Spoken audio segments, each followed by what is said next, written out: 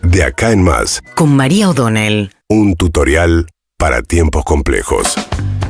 Bueno, Javier Milei celebró ayer la media sanción en la Cámara de Diputados de la Ley de Bases, que si bien es una versión mucho más reducida de la versión original que había naufragado en el Congreso en las primeras semanas del gobierno de Javier Milei, la verdad es que significa un triunfo político muy significativo para el gobierno de Javier Milei en términos de algo que no había mostrado hasta ahora, que era la construcción de gobernabilidad, estando en franca minoría en el Congreso y también sin tener ni un solo gobernador como de su fuerza política, La Libertad Avanza.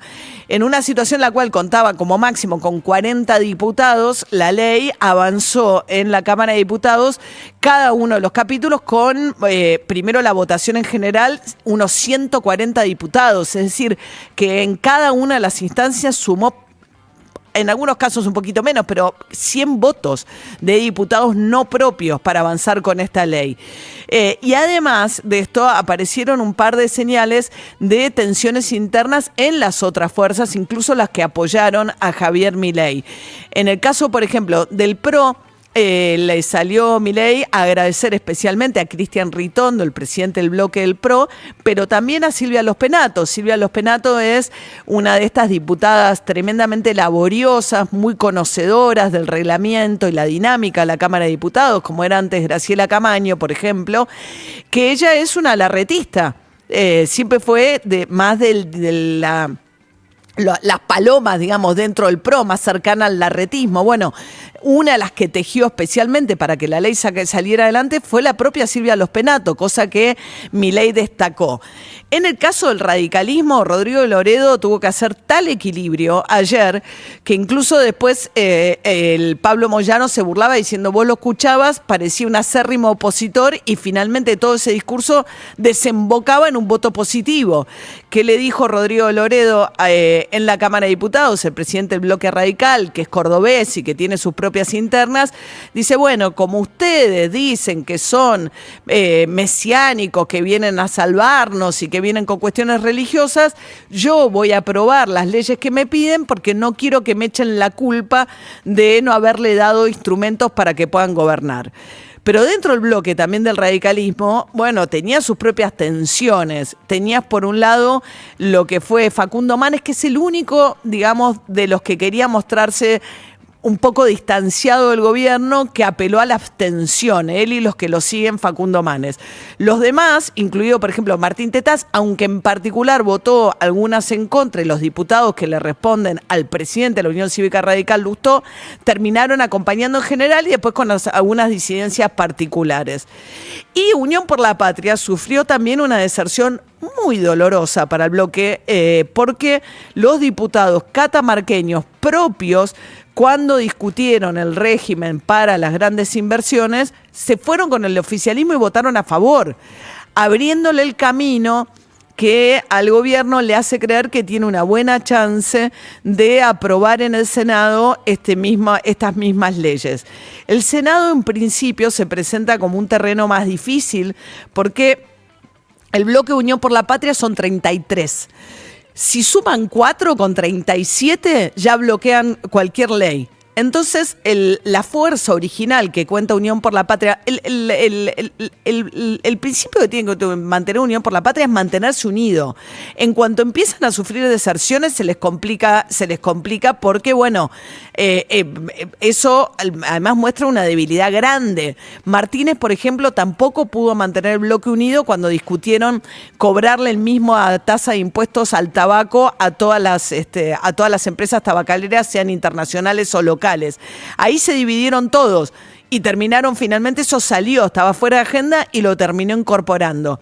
Pero después cuando empiezan a tallar los intereses de los gobernadores, vos tenés ya, los tucumanos se fueron y empezaron a tener su autonomía respecto al bloque. Tucumanos peronistas, piensen que es la provincia de Mansur, originalmente, que era el jefe de gabinete de Alberto Fernández. Después tenés los catamarqueños que ahora ya se desprendieron y la esperanza del gobierno es que esto mismo ocurra con otros gobernadores ahora en el Senado, lo cual muestra capacidad de Javier Milei o del gobierno de Javier Milei para sumar aliados y simultáneamente problemas del peronismo para mantener unido su propio bloque, aún teniendo una gran cantidad de gobernadores y senadores. ¿Por dónde pasan las divisiones ahí? Bueno, los gobernadores, por un lado, tienen un interés creado en que vuelva ganancias, porque ganancias es un impuesto coparticipable. Desde que se lo sacaron, perdieron el 20% de sus ingresos. Y por otra parte, el régimen de las grandes inversiones es un régimen que es muy beneficioso para empresas que inviertan más de 200 millones de dólares. Básicamente, estos son las empresas de minería, litio, cobre y petroleras, gas. Entonces tenés toda la Patagonia interesada en lo que tiene que ver con gas y petróleo y las provincias del norte, sobre todo, interesadas en que avancen las leyes vinculadas, que abren estas posibilidades de inversión de minería.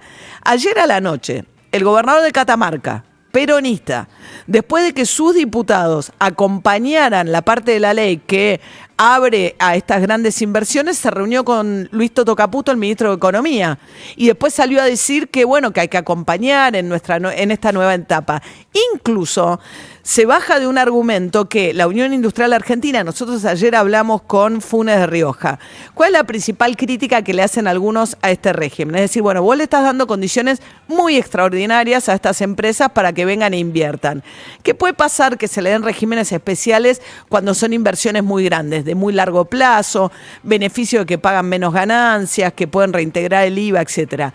Pero además le dice, bueno, puedes importar sin pagar aranceles de importación. Entonces, como son actividades que generan muy poco empleo, que nos decía ayer Funes de Rioja, decía, bueno, la situación más virtuosa de Vaca Muerta es que tenés las empresas sacando gas no convencional, pero la cadena que abastece a Vaca Muerta son muchas pymes locales.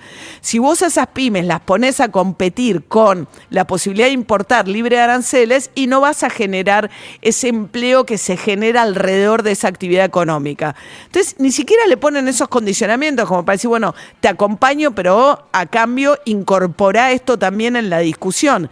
Empiezan los gobernadores a tener su propio juego en un peronismo además que no tiene un liderazgo claro.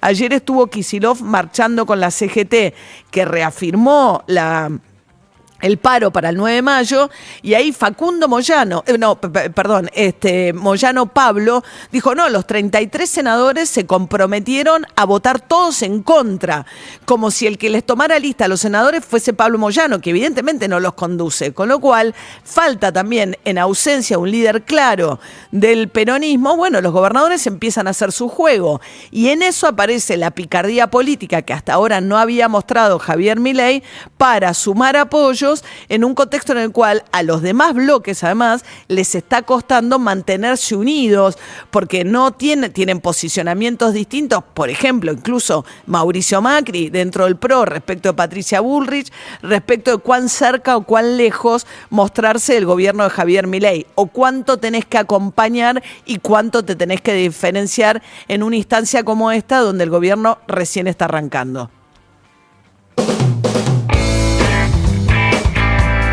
La realidad que estás viviendo y la que vas